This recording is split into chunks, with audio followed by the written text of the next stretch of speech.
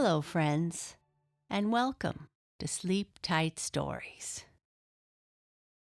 Hi, friends. We've released a whole new selection of merch just in time for the new school year. Go to sleeptightstories.org and click merch to see our new collection. I'd like to say hello to some friends. Hello to Felix, Sage, Arthur, Kit, and Eddie, who are in Australia. I'd also like to say a great big happy birthday wish to Owen, who is turning 7 years old. Happy birthday to you. I hope you have a very special day.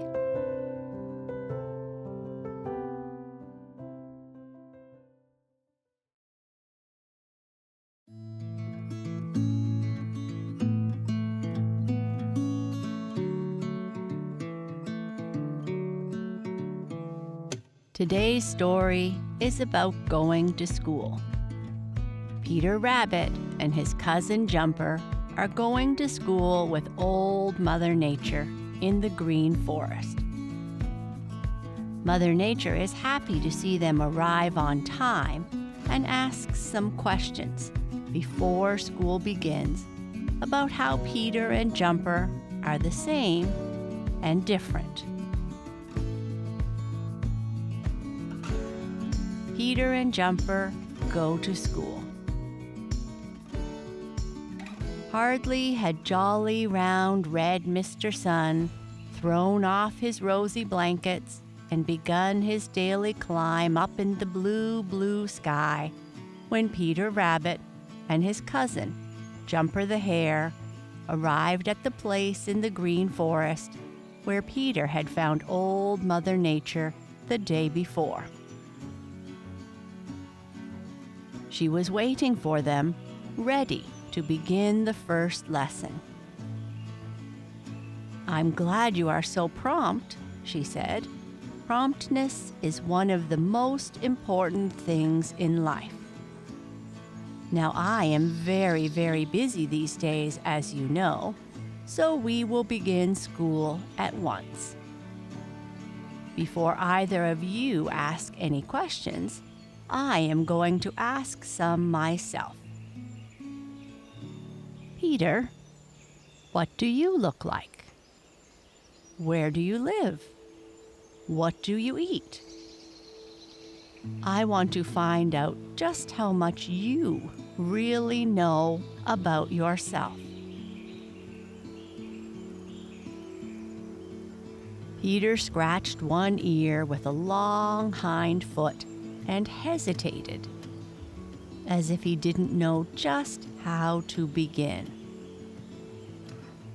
Old Mother Nature waited patiently. Finally, Peter began rather timidly. "Of course," he said, "the only way I know how I look is by the way the other members of my family look, for I've never seen myself. I suppose, in a way, I look like all the rest of the rabbit family. I have long hind legs and short front ones. I suppose this is so I can make long jumps when I am in a hurry." Old Mother Nature nodded, and Peter, taking courage, continued. "My hind legs are plump and strong, but my front ones are rather weak.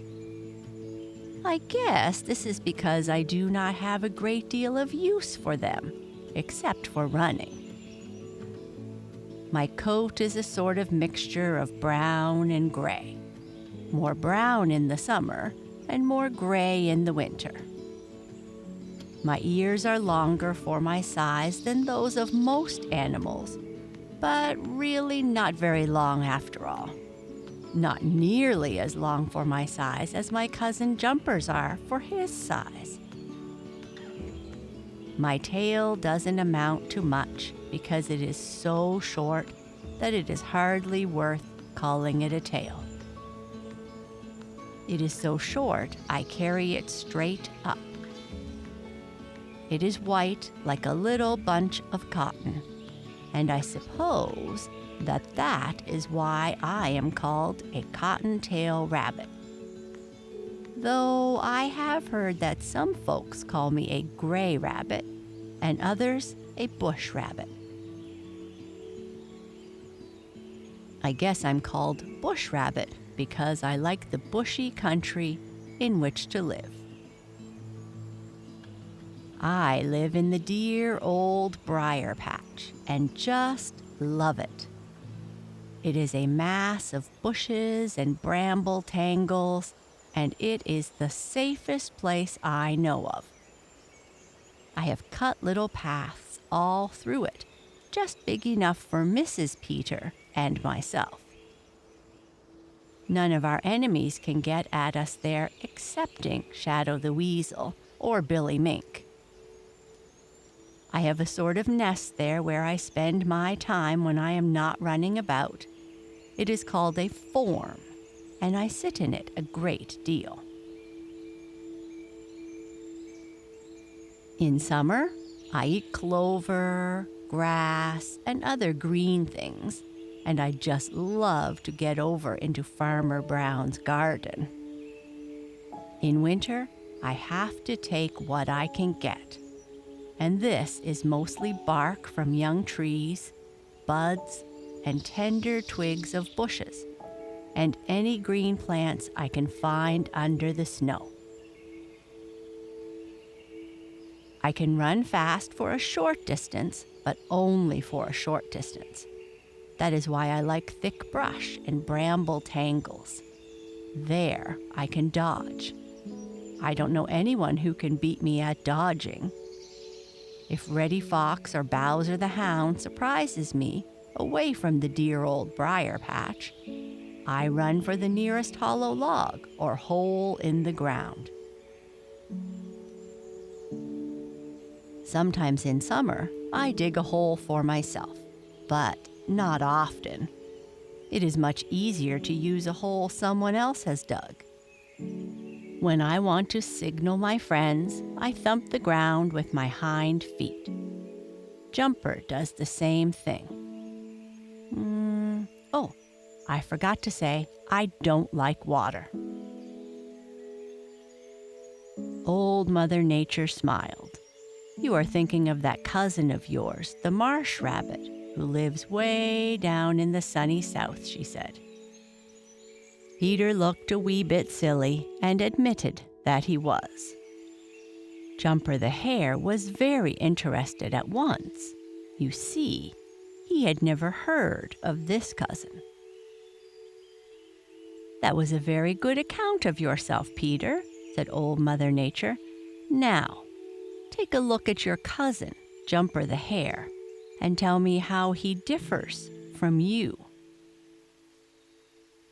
Peter took a long look at Jumper, and then, as before, scratched one ear with a long hind foot. In the first place, he said, Jumper is considerably bigger than I. He has very long hind legs, and his ears are very long. In summer, he wears a brown coat, but in winter, he is all white, but the tips of those long ears, and those are black. Because his coat changes so, he is called the varying hare. He likes the green forest where the trees grow close together, especially those places where there are a great many young trees.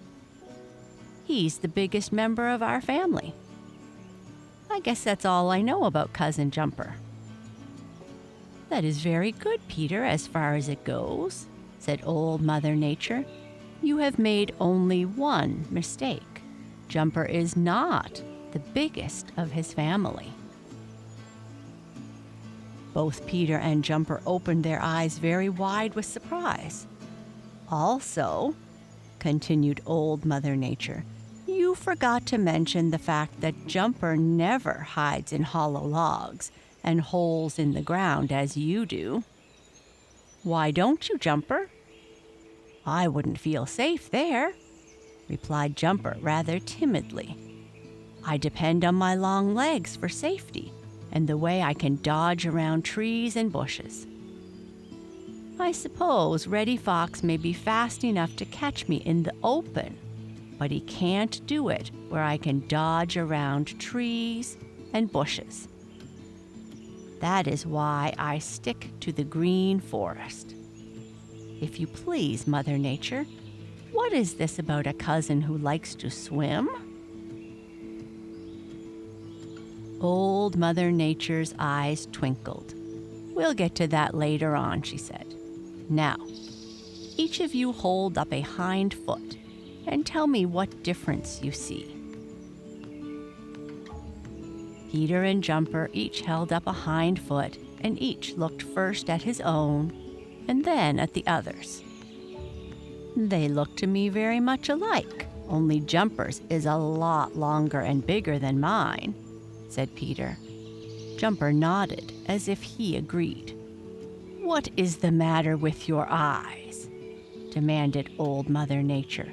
"Don't you see that Jumper's foot is a great deal broader than yours, Peter, and that his toes are spread apart while yours are close together?" Peter and Jumper looked sheepish, for it was just as Old Mother Nature had said. Jumper's foot really was quite different from that of Peter. Peter's was narrow and slim. "That is a very important difference," declared Old Mother Nature. "Can you guess why I gave you those big feet, Jumper?" Jumper slowly shook his head. "Not unless it was to make me different," he said. "I'm surprised," said Old Mother Nature. "Yes, indeed, I am surprised. You ought to know by this time that I never give anybody anything without a purpose. What happens to those big feet of yours in the winter, Jumper?" Nothing that I know of, except that the hair grows out long between my toes," Jumper replied. "Exactly," said Old Mother Nature. "And when the hair does this, you can travel over light snow without sinking in. It is just as if you had on snowshoes. That is why you are often called a snowshoe rabbit. I gave you those big feet and make the hair grow out every winter because I know that you depend on your legs to get away from your enemies. You can run over the deep snow where your enemies break through. Peter, though he is small and lighter than you are, cannot go where you can. But Peter doesn't need to always depend on his legs to save his life. There is one thing more that I want you both to notice, and that is that you both have quite a lot of short hairs on the soles of your feet. That is where you differ from that cousin of yours down in the sunny south. He has only a very few hairs on his feet. That is so he can swim better. If you please, Mother Nature, why is it that a cousin of ours is so fond of the water?" piped up Peter. "Because," replied Old Mother Nature, "he lives in marshy country where there is a great deal of water. He is very nearly the same size as you, Peter, and looks very much like you. But his legs are not quite so long. His ears are a little smaller, and his tail is brownish instead of white. He is a poor runner, and so in times of danger, he takes to the water. For that matter, he goes swimming for pleasure. The water is warm down there, and he dearly loves to paddle about in it. If a fox chases him, he simply plunges into the water and hides among the water plants, with only his eyes and his nose out of the water. "Does he make his home in the water like Jerry Muskrat?" asked Peter innocently. Mother Nature smiled and shook her head. "Certainly not," she replied. "His home is on the ground. His babies are born in a nest, made just as Mrs. Peter makes her nest for your babies. And Mrs. Jumper makes a nest for Jumper's babies. It is made of grass and lined with soft fur, which Mrs. Rabbit pulls from her own chest, and it is very carefully hidden. By the way, Peter, how do your babies differ from the babies of your cousin Jumper?" Peter shook his head. "I don't know," he said. "My babies don't have their eyes open when they are born, and they don't have any hair." Jumper pricked up his long ears. "What's that?" he said. "Why, my babies have their eyes open and have the dearest little fur coats." Old Mother Nature chuckled. "That is the difference," she said. "I guess both of you have learned something." "You said a little while ago that Jumper isn't the biggest of our family," said Peter. "If you please, who is?" "There are several bigger than Jumper," replied Old Mother Nature, and smiled as she saw the funny look of surprise on the faces of Peter and Jumper. "There is one way up in the frozen north, and there are two cousins way out in the great west. They are as much bigger than Jumper as Jumper is bigger than you, Peter. But I haven't time to tell you about them now. If you really want to learn about them, be here promptly at sunup tomorrow morning. Hello! Here comes Reddy Fox, and he looks to me as if a good breakfast would not be refused. Let me see what you have learned about taking care of yourselves." Peter and Jumper gave one startled look in the direction Mother Nature was pointing. Sure enough, there was Reddy Fox. Not far away was a hollow log, and Peter wasted no time in getting to it. In fact, he left in such a hurry that he forgot to say goodbye to Old Mother Nature. But she didn't mind, for she quite understood Peter's feelings, and she laughed when she saw his funny little white tail disappear inside the hollow log. As for Jumper, he promptly took to his long legs and disappeared with great bounds, Reddy Fox racing after him.